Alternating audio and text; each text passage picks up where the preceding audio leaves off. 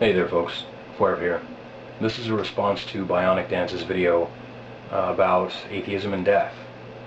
The question that she poses is, how as an atheist do you deal with death?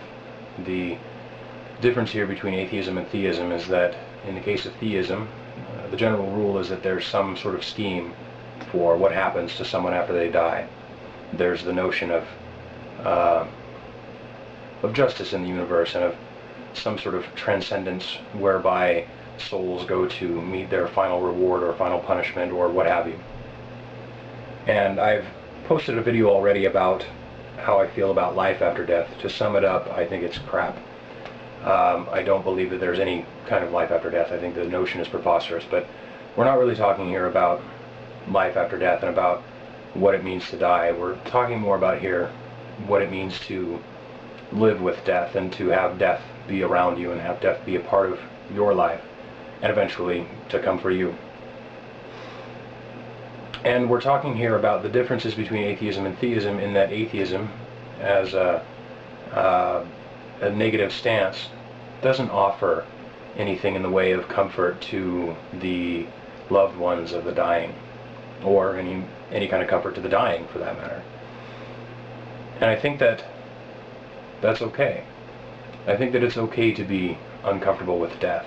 I think it's okay to be uncomfortable every once in a while. And maybe that's the point that folks are missing. I don't know. I know that it's easy to sit back and envy those folks who can just sort of write it off as God's plan or whatever, and have that be that. But that's not that. That's not all that is. The sum of a human life is not simply the machinations of some creator deity. That's nonsense. And it doesn't have to be that way, and it doesn't have to feel that way. To me, that's a great divider between people, between individual people, even between people in families, that you can simply compartmentalize a dead loved one into a thought and then reach out and simply throw them over the wall into the lands of myth and of fabrications of imagination.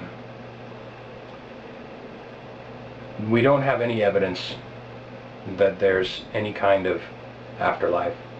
We don't have any evidence that there's any kind of deity. But even if there were, is that how you want to live? Simply saying to yourself, whenever something terrible happens, oh well, it's simply a part of the divine plan. Oh well, they've gone to Jesus, or whatever. That seems awfully dismissive to me. It seems more like a cop-out, like a way of not dealing with something and simply getting back to whatever routine comprised a life lived with that person in it. So, and I mentioned this to you before in PM, but personally to you, I think that you're doing the right thing by taking the time to reflect and simply become acquainted with the feelings that arise around the death of someone that you know. All death affects us that way, and it changes us. It changes our perspective. It makes us aware of our mortality, which is a very uncomfortable and disquieting thing for those of us who live in a civilization as we do, where death is so far removed from our day-to-day experience. Very few of us ever have to really confront our own mortality until it has finally come for us. Those of us who have been fortunate enough to live good lives, and by good life I mean a life at the behest of our needs and the needs of others, without causing too much harm or tragedy. Those of us who've had the pleasure to have a lot of joy in our lives, which to us as social animals means reaching out to others, making friends, falling in love, and loving people and being loved in return. The more of that you have in your life, the more likely it is that you're going to lose it, because people are going to die. I've known a number of people in my life who have died in all kinds of different ways, some of them very tragic and some of them expected. And it has affected me differently each time. I'm very fortunate, in my opinion, that I haven't lost anybody who is extremely close to me at this point, but I certainly have lost some folks. And each time it has awakened me to a new layer of my mortality. And I feel a little more human every time it happens, because it feels like it is so dire a thing, or so tragic a thing, or even so austere or necessary a thing, that it peels back another layer of whatever my ego has concocted as an image of myself, and it reveals a little bit more of the truth of me, the human. So I suppose my own appreciation of death is a bit of a humanist one. I feel that, as you say, that we should appreciate the lives of those around us, especially when they pass on. And we can hope for the same for ourselves when we die. We don't need the comforts, the trite comforts of our imagination,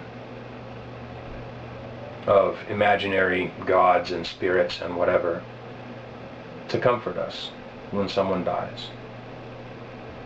It's morbid, in my opinion, when someone dies and the family keeps holding on to them, imagining them sitting in their place, or being with them at as they walk through their lives or whatever, continually reminding themselves of what that person was like when they were alive. Because they're not alive, they're dead. It's okay to be dead. It's okay to die. It's okay to experience death from the outside.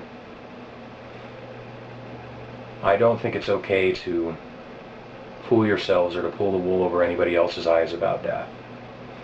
So I have a real disconnect with the major religions about the topic of death. I feel that we should face it head on, and I feel that we should be aware that we are going to die.